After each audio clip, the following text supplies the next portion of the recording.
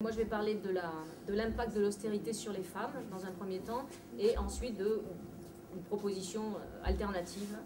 Mais d'abord, avant de commencer, je voudrais faire une remarque un peu générale. C'est pour dire que cette question de la dette publique, elle est totalement manipulée par le discours officiel qui veut tenter de culpabiliser les populations. On veut nous faire croire qu'on vit au-dessus de nos moyens, que notre protection sociale elle est trop coûteuse. Et tout ça, bien entendu, pour le but est de faire accepter la soi-disant nécessité de ces politiques d'austérité. Mais c'est un discours qui est totalement faux. Les politiques d'austérité sont menées sous la pression des marchés financiers. Et si ces marchés financiers, ils ont ce pouvoir-là, qui est quand même un pouvoir exorbitant de dicter ces mesures, c'est le résultat de choix politiques qui ont été faits précédemment dans la construction néolibérale de l'Union européenne. Et ces choix, en fait, ont instauré la domination de la finance. Ce sont des décisions qui ont interdit aux États de se financer auprès des banques centrales, alors qu'ils pouvaient le faire précédemment à des taux très faibles, voire des taux nuls. Et on les a obligés à se financer dorénavant auprès des marchés financiers. Ce qui, de fait, a instauré le pouvoir des marchés financiers sur les gouvernements. Et en même temps, on a offert sur un plateau une rente financière aux marchés financiers. Ce sont donc les États eux-mêmes qui se sont remis dans les mains des marchés financiers. Et en réalité, la dette publique devient un produit de marché. Donc cette question de la dette publique, ce n'est pas avant tout une question financière, comme on tente de le faire croire, mais avant tout c'est une question politique, au sens où elle est vraiment le résultat de choix politiques qui ont été faits. Et ce qu'elle va devenir maintenant, ça dépend des choix politiques qui vont être faits maintenant. Et ça veut dire qu'aujourd'hui, on a réellement un choix très important entre accepter l'austérité, accepter cette récession généralisée qu'on voit poindre, accepter la régression des acquis sociaux, une régression très grave, et d'un autre côté, engager un vrai changement, un changement radical de modèle de société et faire en sorte que la démocratie reprenne la main sur la finance. Et quand je parle de démocratie, je pense au fait que les femmes, elles représentent la moitié de la population et que là-dedans, comme je vais le montrer maintenant, les femmes qui sont frappées encore plus durement par les politiques d'austérité.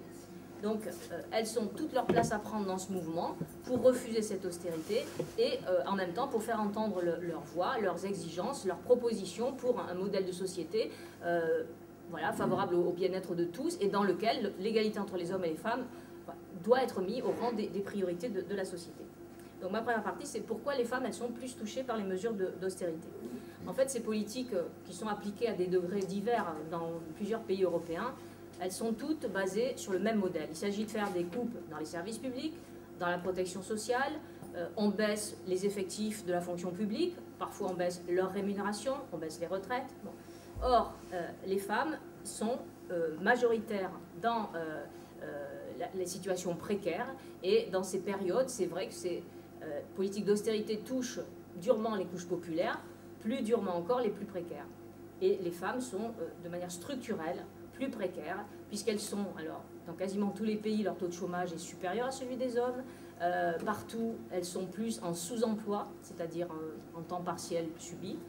Partout, elles sont plus dans les bas salaires, cantonnées dans les bas salaires, voire les très bas salaires, dans la pauvreté. Il y a même une résolution récente du Parlement européen qui dit, je cite, « Les femmes sont les premières concernées par l'insécurité et la précarité croissante de l'emploi ». Et comme on est actuellement en période de récession, les personnes qui sont confrontées à des discriminations multiples, les femmes et immigrées, ou femmes et jeunes, ou les mères célibataires, eh bien, ces catégories-là sont encore plus vulnérables. Voilà. Donc, la baisse des dépenses publiques, qui est donc instaurée un peu dans de nombreux pays, elle se fait toute sur le même modèle. Coupe dans les services publics, dans la prestation sociale. Les femmes sont doublement touchées parce qu'elles sont d'abord les employés majoritaires de la fonction publique, quasiment partout. Tout ce qui est fonction publique emploie majoritairement des femmes. Et deuxièmement, parce que les femmes, elles sont aussi les usagères de ces services. Elles sont aussi les prestataires des prestations. Et les baisses font que les prestations familiales, les prestations sociales baissent, de même que baissent les subventions aux services de garde des enfants, aux services de soins aux personnes dépendantes. Et du fait de ces baisses, du fait qu'il y a un démantèlement progressif de tout ce qui est état social, ce sont les femmes qui se retrouvent obligées d'assurer toutes ces tâches qui ne sont plus prises en charge de manière collective, de manière socialisée. Ce qui fait que finalement, dans la sphère privée, dans la famille, leur travail s'en retrouve augmenté. Ça se fait au détriment de leur emploi rémunéré. Ça se fait donc au détriment de leur autonomie financière. Parfois, dans des pays, comme on va en parler après, ça se fait aussi au détriment de leur santé. Et donc ça se fait, et parfois aussi, souvent ça renforce aussi ce rôle traditionnel des femmes dans la famille, alors qu'on était en train quand même d'amoindrir ces différences. Autre aspect, il y a eu dans plusieurs pays, il y a eu des réformes, entre guillemets, de retraite qui ont été faites dans le cadre des politiques d'austérité. Comme en France, en 2010, on a eu cette réforme des retraites, où on a réussi à quand même pas mal montrer en quoi les femmes, elles étaient plus particulièrement pénalisées, alors que déjà, elles avaient en moyenne des pensions très inférieures à celles des hommes, puisque la pension moyenne des femmes en France ne représente que 62% de celle des hommes. Dernier point aussi, c'est que les droits des femmes se retrouvent menacés, se retrouvent remis en cause, parfois même ils régressent, comme en France, on voit qu'il y a de nombreuses maternités qui ferment. Vous avez peut-être entendu dans la semaine passée, un accident pour une femme qui n'a pas pu rejoindre à temps une maternité. Il y a de nombreux centres IVG qui ferment également. Et il y aura d'autres aussi témoignages ensuite de Grèce, de Hongrie, etc., de Grande-Bretagne. Et c'est un balayage assez rapide de l'impact de l'austérité que je viens de faire. Et je voudrais, dans un deuxième point, je voudrais un peu aborder des alternatives qui existent. Donc, je viens de montrer que l'austérité, elle est inacceptable sur le plan social, puisqu'elle aggrave encore des inégalités. Elle touche des personnes qui sont déjà en situation de précarité. Mais en plus, économiquement, elle est assez stupide, puisqu'elle ne permet pas du tout de sortir de la crise. Et au contraire, elle engage un cercle vicieux entre austérité, récession, baisse de recettes fiscales, déficit aggravé, donc nouvel emprunt, nouvelle banque. C'est un cercle, ainsi de suite, de récession, austérité. Alors qu'il y a des alternatives qui existent sur le plan politique, j'en ai un peu parlé au début, qui passe par, premièrement, c'est vrai qu'il faut une mise au pas de la finance, reprendre la main sur la finance, un contrôle démocratique des banques, c'est une première chose, je ne développe pas. Il faut également remettre en cause, questionner la dette et la partie de la dette illégitime. Ça, c'est l'objet de ces collectifs d'audit citoyens qui nous reçoivent ce soir, aujourd'hui, qui questionnent cette partie de la dette illégitime en disant il faut peut-être passer par l'abolition de la dette illégitime. Et ensuite aussi, il est absolument nécessaire de lancer un programme d'investissement public, parce que ça c'est indispensable si on veut vraiment engager une transition sociale, une transition écologique de la société, et les investissements publics ont un rôle majeur à jouer dans ce changement. Il y a de nombreux besoins non satisfaits, que ce soit en termes de logement, en termes de transition énergétique, d'accueil de la petite enfance, les crèches, des maisons de retraite, des services auprès des personnes dépendantes. Il y a beaucoup de besoins.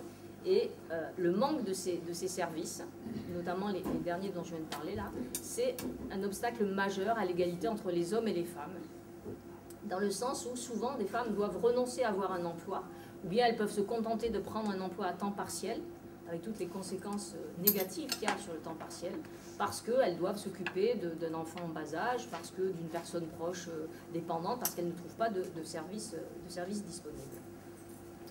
Voilà. Et maintenant d'ailleurs, la Commission européenne, qui pendant longtemps a fait la promotion du temps partiel comme étant vraiment la forme d'emploi qui convenait parfaitement aux femmes, maintenant il y a eu un changement récent et radical. La Commission européenne elle-même reconnaît que pour un emploi à temps complet est le meilleur rempart contre la pauvreté. C'est-à-dire, c'est vraiment, elle dément tout à fait sa position précédente. Ça veut dire que vraiment, à l'opposé du cercle vicieux dont je parlais, de récession-austérité, il existe vraiment un cercle vertueux autour d'une relance d'activité économique qui viserait en priorité la satisfaction des besoins sociaux, des besoins fondamentaux, des besoins des populations. Voilà. Et donc, quel que soit le pays, on va le voir après, les besoins dans ces domaines ils sont absolument énormes.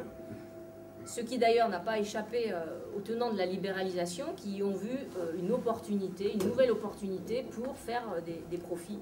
Et c'est ce qui est en cours actuellement, c'est-à-dire c'est vraiment une marchandisation de tout ce qui est les crèches publiques on les privatise, les maisons de retraite, etc. Et ça se fait en générant de très grandes inégalités au niveau territorial, des inégalités, il n'y a pas d'accès égal pour tout le monde en fonction des revenus. Bon. Donc c'est à l'inverse de ce qui est en train de se passer, et sur la base du principe, comme pour la santé, comme pour l'éducation, des services de crèche, d'accueil de la petite enfance, des maisons de retraite, tout ça a vraiment vocation à être assuré par le service public. Sur la base d'un principe, c'est le service public qui a même de garantir une égalité de traitement sur tout le territoire, qui a même de garantir un coût abordable pour les gens, en fonction peut-être de leurs revenus, peut-être même de la gratuité, c'est un débat, on peut très bien mettre ça dans la gratuité. Le principe du service public doit être retenu. Ça ne veut pas dire que tout ce qui est service public fonctionne bien actuellement. Évidemment, il y a beaucoup de choses à faire pour les améliorer. Ce n'est pas la même chose que retenir le principe. J'ai dit qu'il y a de forts besoins dans ces domaines-là. Ça veut dire qu'il y a un fort potentiel de création d'emplois.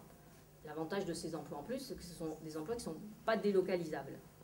Et donc ça, effectivement, c'est à même d'initier un cercle vertueux. On crée des emplois, il y a donc des nouveaux revenus pour les titulaires de ces emplois, on augmente les recettes fiscales, ça diminue les déficits publics. En parallèle, eh bien, je l'ai dit, c'est favorable à l'égalité homme-femme, puisque ça décharge les femmes des tâches dont elles s'occupent, ça permet de se porter sur le marché du travail.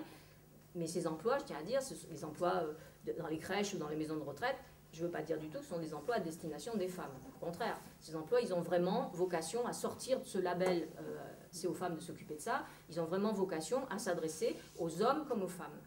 L'égalité, elle passe par là et il n'y a pas de raison autre. Et également, je ne peux pas développer, mais il faut aussi que des emplois soient de qualité avec des compétences reconnues. Donc c'est vraiment rompre avec le développement actuel. En résumé, ce que je veux dire, c'est qu'il faut arrêter de diaboliser cette question de la dette. La dette publique, actuellement, elle n'est un problème que parce qu'elle est aux mains des marchés financiers, qui en profitent pour avoir un pouvoir exorbitant sur les gouvernements, pour dicter ces politiques d'austérité, qui en profitent pour avoir une rente sur un plateau, avec des taux d'intérêt abusifs. Voilà. Mais la dette, il y a une bonne dette. Il faut vraiment réhabiliter la notion de la dette. Il faut arrêter de dire l'État ne doit pas être en déficit, c'est comme les ménages, il faut bien gérer. Ça, non. L'État, dans le sens de la collectivité, il y a une bonne dette lorsqu'elle est utilisée pour financer des investissements utiles à tous, pour construire des écoles, des hôpitaux, des crèches, des choses qui vont être utiles aux générations actuelles comme aux générations futures. Dans ce sens-là, c'est absolument pas anormal de les faire aussi financer sur plusieurs générations. Voilà. Donc une politique de relance budgétaire qui pourrait concerner un grand programme d'investissement, de crèches publiques, de maisons de retraite, des choses pour la petite enfance, pour la dépendance, qui pourraient être coordonnées au niveau européen, puisque les besoins sont à peu près les mêmes partout, et d'autres programmes d'investissement public également. Ces programmes-là, ça engendrerait des effets positifs sur toute l'activité économique. Ça serait pour répondre aux besoins des gens, donc pour le bien-être général. Quand on dit général, ça veut dire plutôt des 99%, comme disent les indignés. L'intérêt général, c'est toujours difficile à définir. Et c'est également quelque chose qui est favorable à l'égalité entre les hommes et les femmes. C'est des pistes sur lesquelles nous pouvons, qui peuvent être à même de lancer des contre-offensives contre ces politiques d'austérité.